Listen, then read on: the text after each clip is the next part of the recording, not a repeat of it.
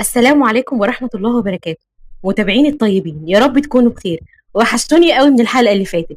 لو عجبكم محتوى القناة ما تنسوش تدعموني بالاشتراك والشير واللايك وتفعيل زر الجرس عشان يوصلكم كل جديد. وصلى اللهم وسلم على نبينا محمد وعلى آله وصحبه أجمعين. كان والد قيصر زغلول جالس في منزله وهو بيقرأ كتاب قديم. شعر بحضور قوي في المكان، بلع ريقه وبص عشان يلاقي قدامه بقسوته وقوته ما تغيرش فيه حاجة إلا لبسه بقى عصري أكتر. مارد، قالها زغلول بخوف عشان يقرب منه ويمسك إيده ويقول: مر وقت طويل يا زغلول، طويل قوي، من وقت ما اتفرقنا بسبب البشر اللي قتلونا. قتلوا مراتك وقتلوا عيلتنا وفرقونا عن بعض. بلع زغلول ريقه عشان مارد يقرب منه بعد ما احمرت عينه ووجهه بقى فيه غضب. قال: البشر اللي أذونا مفروض نكرههم يا زغلول ونقتلهم، مش نحب منهم. قيصر وقفه مارد بإشارة من إيده وقال: ابنك قيصر متمرد طول عمره، أخد وقت عشان يتقبل حقيقته وكان هيموت بسبب إضرابه، وكمان عرفت إنه مبقاش يشرب دم البشر وبيشرب دم الحيوانات. بس نفسي أفهم إيه حب قيصر الكبير للبشر وليه مهتم بيهم بالشكل ده. قيصر بيحب نهلة، قالها زغلول وهو متوتر، ومارد صرخ فيه بعد ما كسر زجاج نافذة البيت. بشرية؟ بيحب بشرية؟ مش دول اللي دمرونا زمان؟ ابنك بيكرر غلطة تاني يا زغلول، وقول له ان هقتل البنت دي لو ما بعدش عنها، مفهوم؟ اتوتر زغلول وابتسم مارد وقال: نورت يا قيصر. كان قيصر يقف خلفه تمام، عينه حمرا وأنيابه بارزة. عرف إن مارد كان بيراقبهم من بعيد وحياة نهلة في خطر. مش هسمح لك تأذيها يا مارد، دي حب حياتي. قرب منه مارد ومسكه من رقبته. صرخ زغلول بخوف، بس مارد دفع قيصر عشان يقع تحت. كلمه وهو فوق وقال: أنا الأقوى يا قيصر، وقلت إن البت دي هتموت. قرب منه قيصر عشان يضربه، بس مارد كان أقوى منه وشاله ورماه بعيد. كان عايز يغرس أنيابه في رقبته، بس زغلول صرخ جامد. الصرخة وقفت مارد. بعد مارد وقال: المرة اللي جاية هتموت. أنا مش ناسي إنك من عيلتي، لكن أشوفك بتحب حد من أعدائنا هقتلك فورا. نهلة هتموت وإنت اللي هتقتلها بنفسك. واختفى مارد بسرعة البرق. بص زغلول لابنه بخوف عشان يشوف عيونه مليئة بالرعب. رعب احتل كل كيانه. هو هيأذي اللي اعتبرها روحه. قيصر ذكي وعارف انه مش هيقدر على مارد، لان مارد اكبر مصاص دماء في العيلة وكمان قوي. وقيصر عارف ايضا ان مارد لن يؤذيه لانه يحبه، ولكن اكيد هيؤذي نهله. قيصر، هتعمل ايه؟ مش هسمح ليه اني يأذي حد بحبه. قالها قيصر واختفى. أنا كتبت ثروتي للجمعيات الخيرية يا نهلة، قالها نوفر بصرامة. بصت نهلة ليه بلا مبالاة، مش حاسة بأي حاجة لأن المال أصبح آخر همها. هزت راسها وقالت: اللي تشوفه يا جدي. ومشيت وسابته. ضرب نوفل كف على كف وهو بيقول: البت دي اتجننت فعلا. كانت واقفة على الطريق الرئيسي مستنية تاكسي عشان تقف قدامها عربية سودة. بصت لقيته قيصر. ابتسمت وركبت. بسرعة أخذها قيصر لمكانهم المفضل عند البحر وقعدوا. نهلة كانت مستغرباه. مالك يا قيصر؟ نهلة، احنا لازم نسيب بعض. كأنه ضرب نار على قلبها. انصدمت ونزلت دموعها.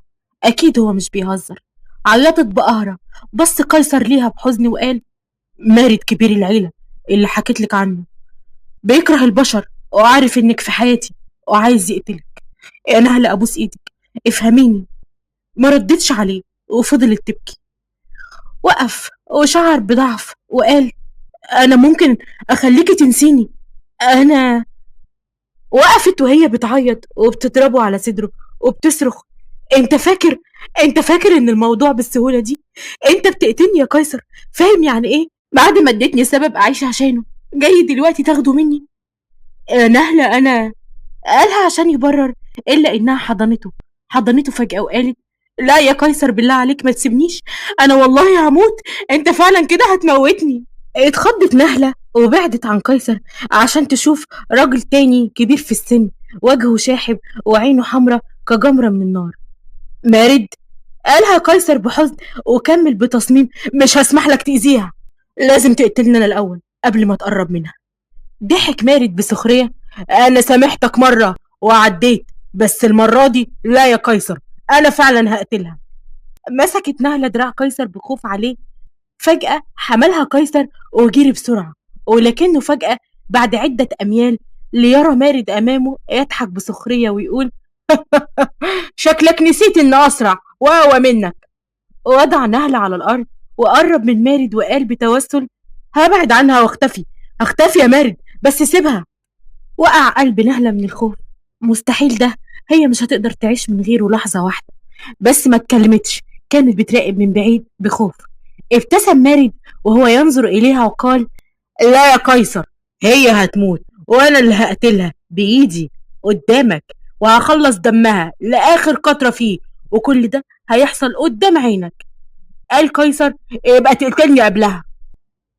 بص ليه مارد بغضب: هتموت نفسك عشان بشرية؟ انت مجنون؟ ليه مش قادر تفهم انك من عيلتي تخصني وانا خايف عليك؟ وهي كل عيلتي يا مارد، مش هقدر اتخلى عنها ابدا. عيطت نهلة وقرب منها قيصر وقال: جاهزة؟ عايزك تثق فيا. هزت راسها وقرب قيصر ومسك ايدها: اقتلنا سوا يا مارد، لاني ما اقدرش اعيش من غيرها. احمي نفسك واقتلني الاول وبعدين اقتلها. غضب مارد وقال لقيصر: لا يا قيصر، نهلة بس اللي هتموت، انتهى الامر. بعد 24 ساعة كان قيصر واقف بعيد عشان يراقب جد نهلة وسهى وهم بيقروا الفاتحة على روحها. كان شايف حزن الجد رغم معاملته القاسية على نهلة، لكن كان بيحبها قوي. اتنهد قيصر بحزن جامد وهو بيفكر انه السبب في ده كله. بس للمقبرة ووقف امامها مكتوب عليها: نهلة عبد الله نوفل. هو قتلها بايده، معرفش يحميها. كان عايز يصرخ بس صوته مش طالع من حلقه. عايز يعيط ومش عارف. جواه ألم كبير وغضب أكبر من مارد ومن نفسه لأنه هو دمر حياتها. انهار قيصر وسقط على الأرض وقعد يقول: غبي، غبي، انت اللي دمرتها يا قيصر، انت اللي حرمتها من العالم ده. كل ده حصل بسببك، بسبب أنانيتك. فيها ايه؟ فيها ايه لو كنت عايش في الظلم؟ فيها ايه لو فضلت تراقبها من بعيد وتكون في الضلمة لأن ده مكانك؟ قدرك هو الضلمة، لكن انت كنت أناني وطلعت من الضلمة وهي اللي دفعت التمن غالي قوي. غبي يا قيصر، غبي.